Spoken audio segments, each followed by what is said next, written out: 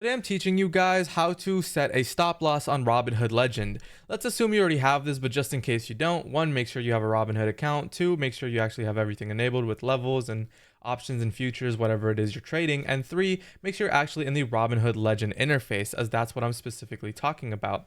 If you don't and you only have a Robinhood account, don't worry. All you need to do is check your email that's attached to your Robinhood account. So this is mine. This is the email that I ended up receiving. All you need to do is press Explore Legend. Then it brings you up to their disclosure page. Go ahead and review it and hit agree. And then after you hit that, you'll be then prompted to this wonderful page where it has a nice UI interface. So here is where things get more into the technical side. I'm going to go ahead and search up Apple, as I have a fractional share of Apple, and I'm going to be showing you how to close this. So whether it's an actual Apple share or it's an options trade or whatever position that you're actually in, this should still apply. So go ahead and go up to the position. As you can see under Apple, this is my position right here. Go ahead and right click this, then press close.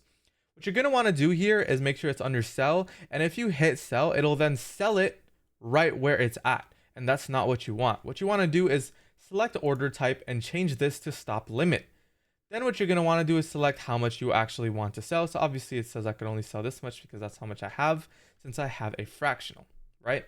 So fix this up, make sure it's actually this amount, whatever. And then what you're going to want to do is select the stop price. So this is important because the stop price is essentially where you want it to stop. So let's say I want to set a stop loss right over here. I want it to be 251. So just go ahead and set it to 251 and that should be good to go. This will automatically set your stop price and your limit price to the same exact thing. And then obviously time in force, good for day. You can select this. I mean, I usually just do good for day as it like expires after the day ends. It's up to you, or you can do good till canceled if you're doing swings or you're doing multi-day trades or multi-week trades or even multi-month trades. Regardless, all you're going to have to do is press sell, and then you'll see the little indicator of where your stop loss is. Hopefully this was helpful, and if it was, consider subscribing and leaving a like.